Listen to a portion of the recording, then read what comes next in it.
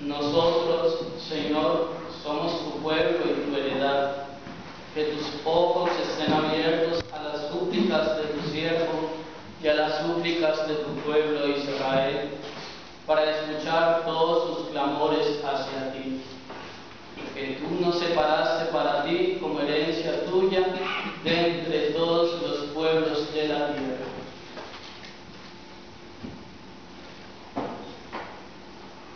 Pues quiero invitar, queridos hermanos, en un primer momento a que cerremos nuestros ojos.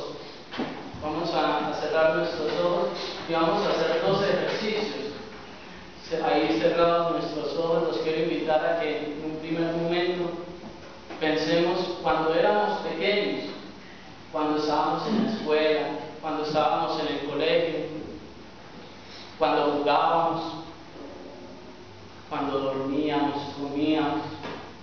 Pensemos en esos momentos bonitos o tristes que han pasado en nuestra vida.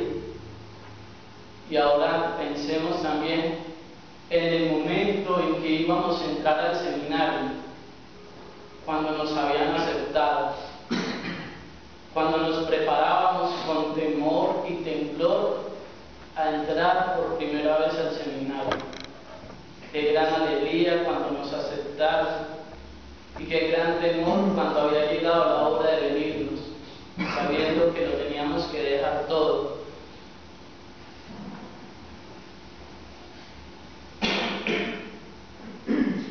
Queridos hermanos, así como nosotros hemos hecho remembranza de nuestra infancia, de nuestra juventud en el colegio, cuando jugábamos, nosotros hemos nacido dentro de un pueblo, hemos sido engendrados dentro de un pueblo, y dentro de esa misma porción de Dios nos hemos formado. Hemos adquirido identidad como personas, hemos sido educados, hemos sido engendrados en la fe. Es así como en nuestra vida pasan etapas, pasan momentos, pasan acontecimientos tristes, alegres, pero Dios se ha fijado en nosotros. ¿Qué tendríamos de extraordinario al saber que Dios nos ha llamado?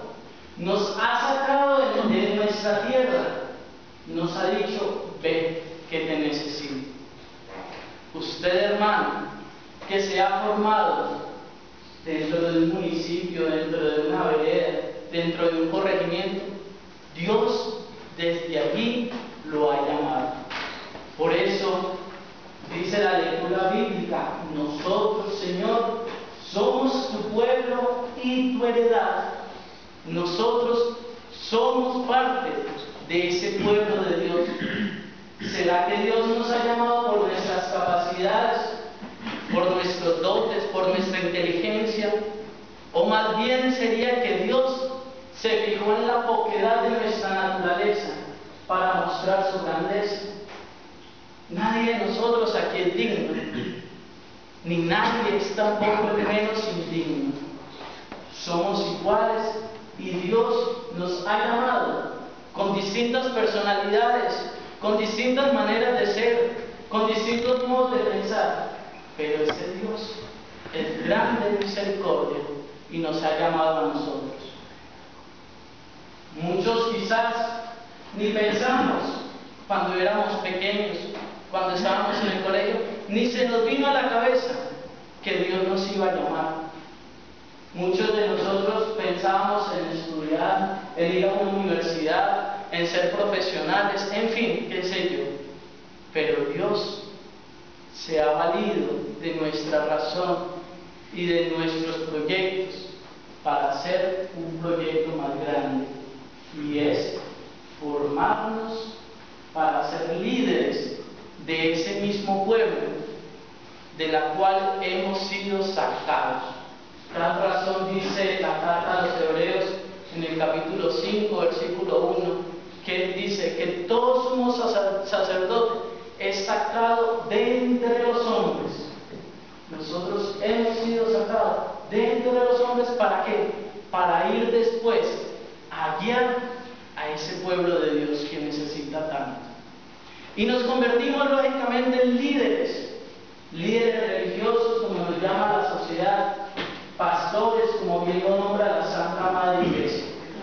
Pero para ser pastores, para ir a guiar a ese pueblo, necesitamos dos cosas fundamentales, dos verbos.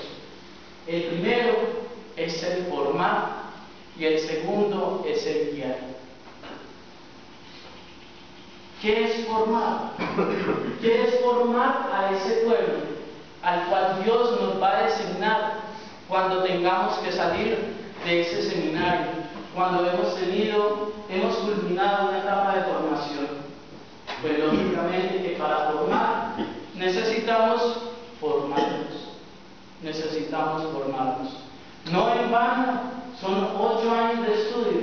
Muchachos, hay veces que en el estudio lo vemos como una carga, lo vemos como algo que no podemos, lo vemos algo como inservible. ¿Eso para qué?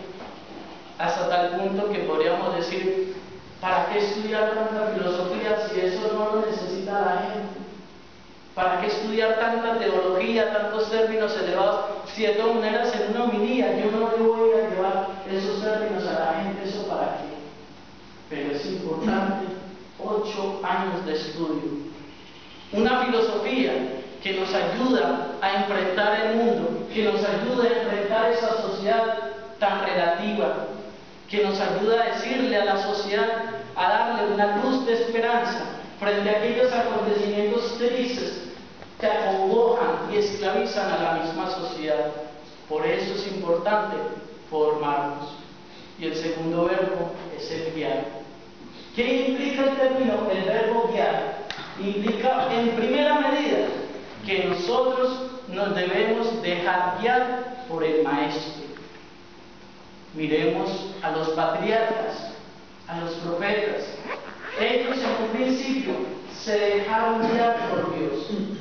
Los apóstoles se dejaron guiar por su Maestro, para luego ir a guiar a aquellas comunidades a las cuales el Señor les colocaba a su disposición.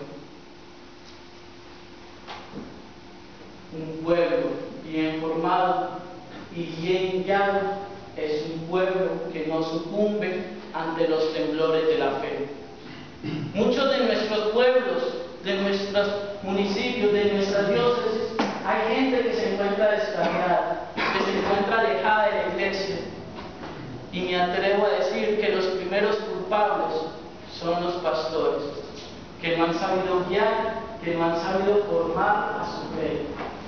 Y tristemente, nosotros, cuando seamos pastores de esos pueblos, tendremos que reformar y organizar la vida de esos mismos pastores que se han dejado guiar por sus principios. Muchachos, nosotros como líderes religiosos, como pastores de la grey de Dios, debemos guiar objetivamente al pueblo de Dios, que nuestras ideas sean las ideas de Dios y nuestros pensamientos sean los pensamientos de la iglesia. El sacerdote es el que está con el pueblo, es el que vive con el pueblo, el que sufre con el pueblo. Ese es el pastor. Vemos la semana pasada lo que pasó con el paro cafetero. Qué bueno es ver a unos sacerdotes que acompañaban al pueblo de Dios, luchando, protestando por su justicia. Hasta el mismo obispo de Garzón le pedía al gobierno que no estigmatizara al pueblo, a los campesinos, tratándolos de bandidos. Estos son los sacerdotes que están con el pueblo, que no se alienan del pueblo de Dios, viven inmersos, sufren la injusticia como si fueran una parte de su pueblo. San Juan María Vianney, un sacerdote santo que conocemos nosotros, ayunaba, oraba, hacía sacrificio, porque había unas cuantas almas de su parroquia que no estaban todavía en comunión con Y él le dolía mucho y por eso oraba frecuentemente para que esas cuantas almas que aún no iban al templo regresaran a la comunión con la iglesia. Expresión de pastor, expresión de Grey. ¿Y qué claro ejemplo tenemos? El mismo Jesucristo, fundador del pueblo de Dios, fundador del pueblo cristiano. Y que Jesucristo, al ser fundador, vino a sanar, vino a curar la oveja descarriada. Pero tristemente es que ese mismo pueblo al cual él curó es el mismo pueblo que después lo traiciona y lo mata. Si Cristo sufrió eso, muchachos, cuando seamos pastores, no esperemos gracias, no esperemos prebendas de la gente, porque si Cristo, siendo el fundador, lo mataron y lo crucificaron, nosotros que somos administradores de la ley de Dios, ¿qué no harán después